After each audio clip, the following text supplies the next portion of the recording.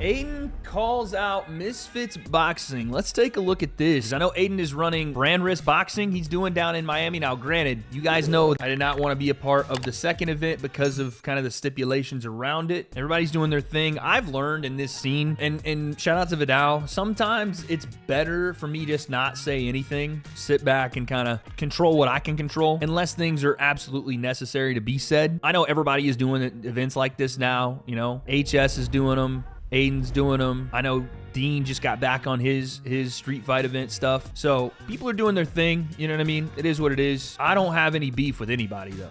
At least I don't think so. If he makes it sanctioned, I'm on board, bro. 100%. I'm with it. All they'd have to do is go to the State of Florida Athletic Commission, get a license. You have actual coaches, testing, weigh-ins, all that stuff. It's a lot, but they could do it. You know what I'm saying? They could do it. All his fighters would fail the drug tests.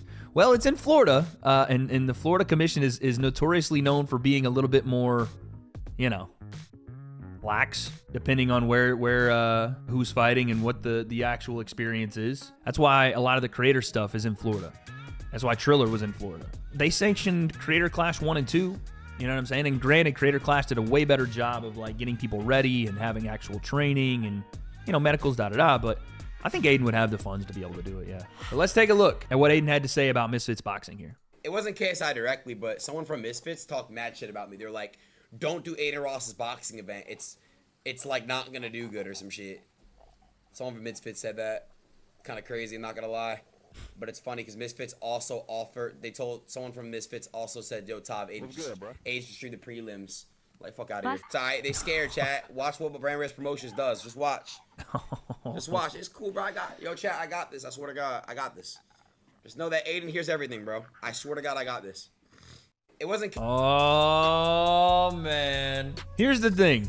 I don't think that you want to make an enemy out of Adin Ross in the influencer boxing scene. Partly because of how many relationships he has with big names in influencer boxing. Also because Steak is a massive sponsor of Misfits. But it doesn't seem like, I don't know what was said or who was said what. It doesn't seem like anything disrespectfully was said other than, well, what did he say? Hey, don't do Adin's event. It's not going to do good. I mean, I don't know about that. But regardless, I would think that it was probably around the idea of HS Tiki-Taki. Was he not supposed to do Adin's event? If HS was supposed to do an Adin event and they told him not to, then that makes sense. You know, they wanted him on the card. I was going to say this. It's not that Adin's events aren't going to do numbers. The motherfucker was pulling in like almost 300,000 concurrent on his last event. He was pulling numbers. It's just right now, without sanctioning, it probably is not the greatest look for a company like Misfits that, you know, does have sanctioning, da-da-da. But it's also potentially competition. I'm not saying that Misfits is scared of whatever, but Adin has the funding and the name value to be able to potentially put some stuff on here. And if he does get sanctioning and it's Steak and Kick promoting Adin's event, or sponsoring, I should say, Misfits event, I'm pretty sure they're going to go with their own guy. That would be interesting to see like what would happen if Adin actually got sanctioning. Because Misfits is far and away more organized as of right now. They have structure. They have a great boxing mind there with Callie Sauerland doing some of their business. So this would be different with Adin, I think. It'd be a lot different. I don't think Adin would be able to compete with the sheer roster size, name value-wise right now, but he's got close relationships, man, with some of the biggest names in the industry. Let's say Speed wanted to fight or Kai wanted to fight, and Adin was like, and Adin did get sanctioning, right? That's the big thing. If Adin can get sanctioning, this could be something real. And they got like a legit real event, and they, you know, again, it would be a lot of stuff. You got to get the venue, you have to be able to promote it, you have to be able to have the right people in place security-wise, all that stuff. It would be interesting to see if those guys, if they did want to fight, and it's a lot of ifs, if Adin could get them on board. The only thing I don't think Adin will have trouble with, or I shouldn't say the only thing, but one of the things I think he'd be very good at is the promotion of it. He's got a team over there. They do a great job as far as like putting eyes on the product.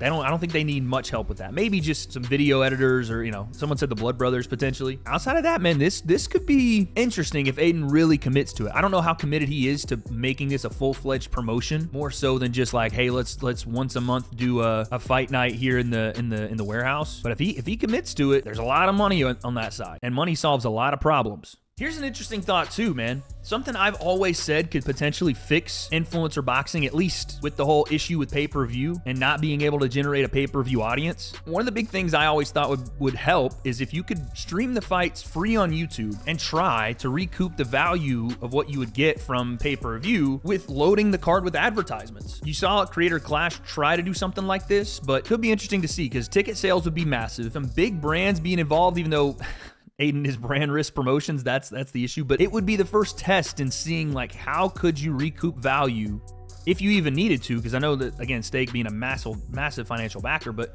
how could you recoup value with the free model using more advertisement money and using more in-ring advertisement, or like someone like myself on commentary reading the ad read, or I don't know. I think it could be interesting. That's the way I think it's the best way for influencer boxing to go. The only problem is the media platforms that would put on these events, like a YouTube or a Twitch, usually don't like promoting fighting as a company, right? YouTube has an issue with putting boxing on and throwing ads on it, having it live because of the potential issues that come from that. So Kick might be the one place where that would work. A guy like Liam Chivers would know a lot about this. I bring up Liam because I've talked with him about this many times. A guy like Keemstar would know about this. Somebody with knowledge of how to put on this event for free on Kick, on Adin's channel potentially, but also have some advertisement in the back end to bring up value and recoup cost. With the financial backing he has, if he got sanctioning, if he did it right, could be very interesting because we don't have a real hardcore US base for influencer boxing like we do in the UK. If Adin came out and checked all those boxes and did it right, you could plant the flag in the ground and be like, here's the X number of whatever that we're doing over here. We'll see though. It would take him, I think it would take him a while. Do you think Adin will have to host these events in his warehouse or an arena? Well, that's the thing. If he really wants to get sanctioning behind this, like somebody had said earlier, then he's gonna have to do it in a public place, right? In a venue. That's only because you need to have the ring inspected, right? It needs to be a certain qualification on the size of the ring, the ropes, what the ring's made out of, all that. It's all going to lead to a forbidden door type thing. Well, here's the thing. It seems like there's another part of this that I think people miss. Listen to KSI this. directly, but someone from Misfits talked mad shit about me. They're like, don't do Adin Ross's boxing event. It's like not going to do good or some shit. Someone from Misfits said that. Kind of crazy, I'm not going to lie. But it's funny because Misfits also offered, they told someone from Misfits also said, yo, Tav, Adin should stream the prelims. That right there sounds like a Mams Taylor thing. I'm not going to sit here and accuse, but that seems like something Mams would do, which is smart business, by the way. And I know that Mams, or at least I can infer that Mams has communication with Tav, because remember when KSI did the stream with Adin, they got Jake to come into the stream. Someone was telling Tav to take Jake out of the stream while they were there because it was KSI's time and Jake shouldn't, and fair play. I think that was Mams. So I assume that they've already had some communication there. And I don't think Kylie Sauerland is like reaching out to Tav and being like, hey, what's going on? That's probably Mams. Which again, this is the thing that he offered Keemstar with Happy Punch. But let's be honest, Adin can do this by himself, which I get Mams trying to make that a working relationship and offering him the prelims, but Adin's also smart to say no. Mams saying don't do the event is completely fine as well. If you're gonna fight on Misfits and Mams wants that, whoever he was talking about, Mams wants that event to run on his, or Mams wants that fight on his event, then of course he's going to say don't go and do Adin's event. As he should. He's trying to host the biggest and best in influencer boxing. It's business. All right? It's business. Citrus told Adin that KSI's manager told him to take him out the call. Okay, yeah. So cue the Mams Taylor tweet. Yeah, I'm sure it'll be coming. But there's that, man. Listen, long story short on this whole thing, it is interesting. It'll be interesting to see if Adin, how far Adin wants to go with this. Because he could really make a wave.